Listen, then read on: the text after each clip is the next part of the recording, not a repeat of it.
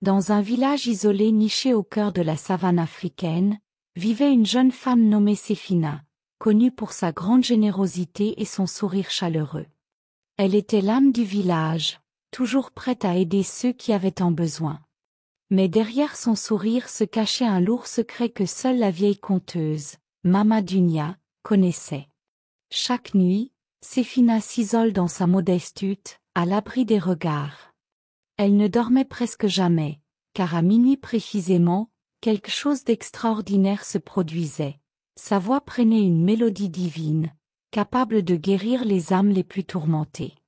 Cette voix, un don mystérieux hérité de sa défunte grand-mère, portait une puissance inexplicable. Mais ce don venait avec une malédiction. Si elle en abusait ou chantait pour des raisons égoïstes, elle risquait de perdre sa voix pour toujours. Un soir, un événement tragique frappa le village. Une épidémie inconnue se propagea, frappant les jeunes enfants et plongeant les familles dans le désespoir. Les guérisseurs locaux, impuissants, tentèrent tout ce qu'ils pouvaient, mais rien ne semblait fonctionner. Les cris des mères résonnaient dans la nuit, et l'ombre de la mort planait sur le village. Séphina, torturée par les souffrances qu'elle voyait, se rendait discrètement auprès de Mama Dunia pour chercher conseil.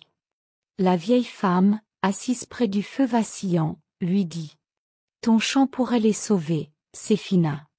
Mais tu sais ce que cela signifie. Es-tu prête à tout sacrifier pour ton peuple ?» Le dilemme déchirait Séphina. Si elle chantait pour guérir les enfants, elle risquait de perdre sa voix et une partie de son essence.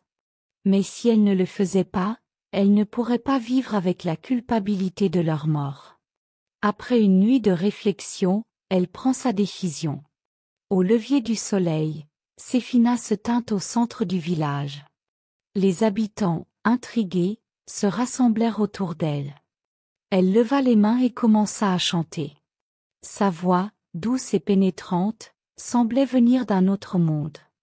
Les villageois furent envahis par une chaleur apaisante, et les enfants malades commencèrent à montrer des signes de guérison.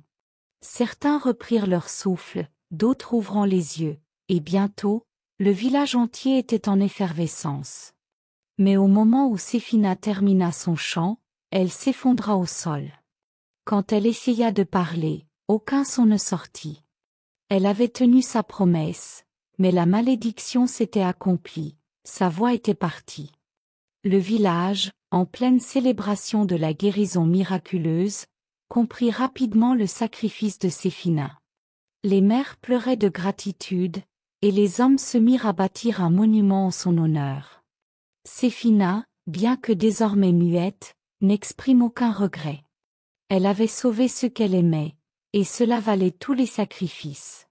Avec le temps, Séphina a trouvé d'autres moyens de s'exprimer. Elle enseigne aux enfants du village à lire, écrire et raconter des histoires. Elle est devenue une figure légendaire, non seulement pour son acte de bravoure, mais aussi pour sa résilience face à l'adversité. Les habitants racontèrent son histoire à travers les générations, se souvenant toujours que le véritable héroïsme vient de l'amour et du sacrifice. Et même si Séphina n'avait plus de voix, son chant résonnait encore dans les cœurs de ceux qu'elle avait sauvés. Les années passèrent, et le village prospéra grâce à l'esprit d'unité qu'avait insufflé Séphina par son sacrifice. Les enfants qu'elle avait grandissaient en portant en eux un profond respect pour cette femme courageuse. Certains devinrent guérisseurs, d'autres enseignants ou artisans, mais tous partageaient un objectif commun: préserver la mémoire et les valeurs de Séphina. Un jour, alors que Séphina tressait des paniers près de l'arbre central du village, un jeune garçon nommé Kobi, l'un des enfants qu'elle avait sauvés autrefois, s'approcha d'elle. Il tenait un petit tambour qu'il avait fabriqué lui-même. Avec des gestes timides mais déterminés, il a commencé à jouer un rythme doux et mélodieux. Il avait compris que, bien que Séphina ne puisse plus chanter, elle pouvait toujours ressentir la musique.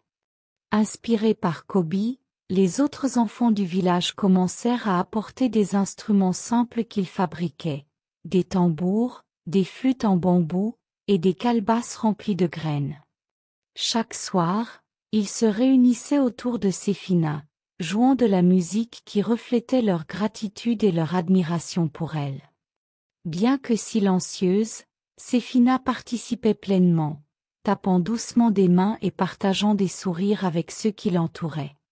Avec le temps, ces soirées musicales présentent une dimension spirituelle.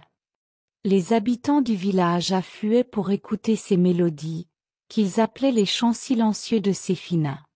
Ces moments devinrent une tradition sacrée, un temps où les villageois réfléchissent, se souvenir et se connecter à quelque chose de plus grand qu'eux-mêmes.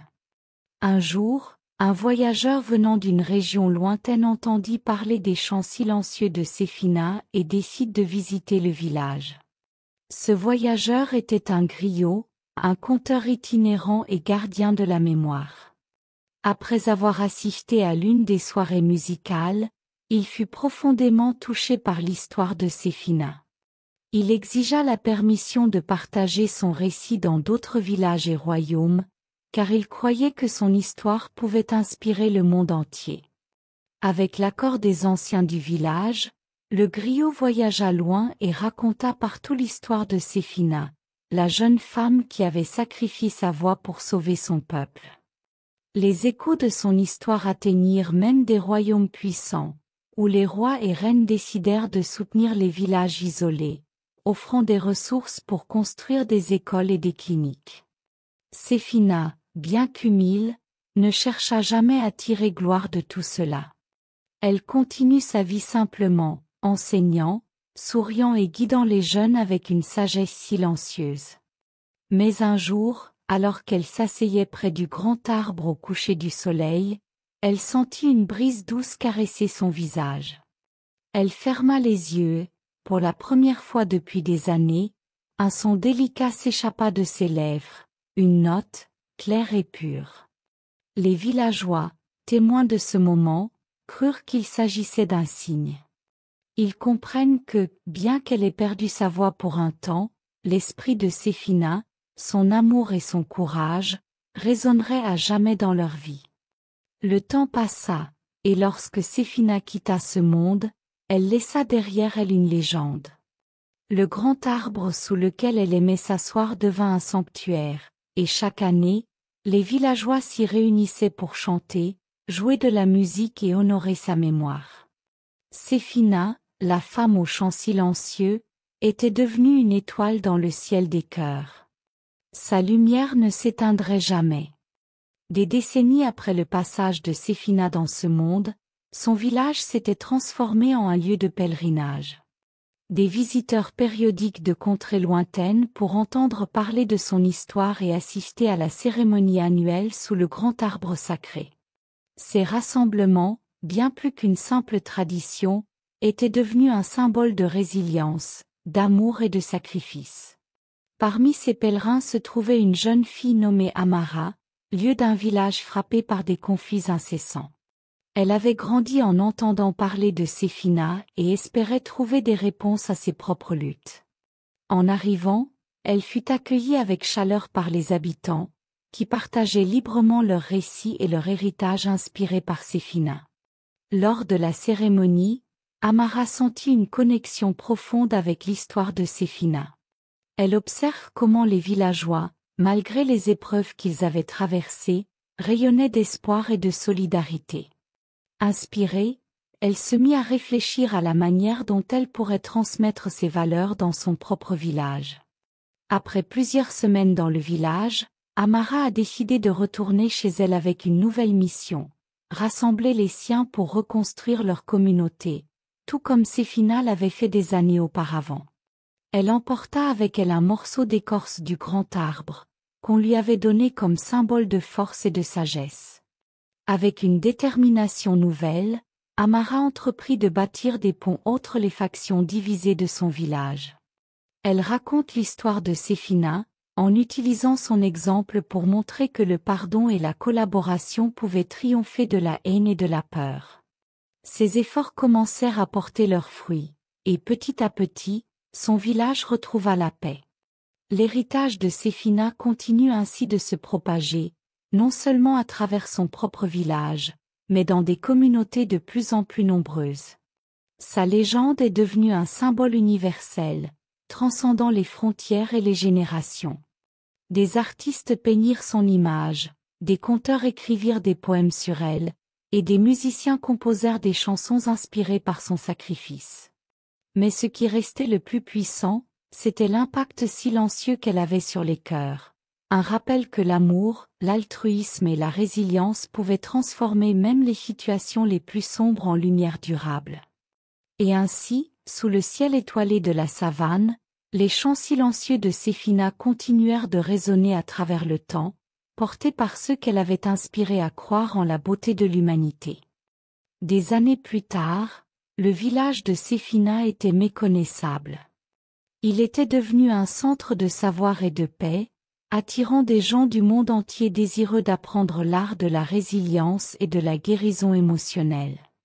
Sous le grand arbre sacré, une bibliothèque avait été construite, remplie de livres écrits par ceux qui avaient trouvé leur inspiration dans l'histoire de Séphina.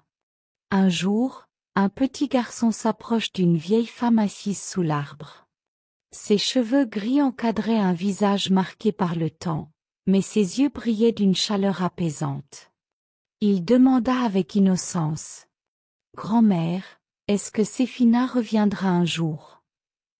La vieille femme sourit doucement et répond: « Elle n'est jamais partie.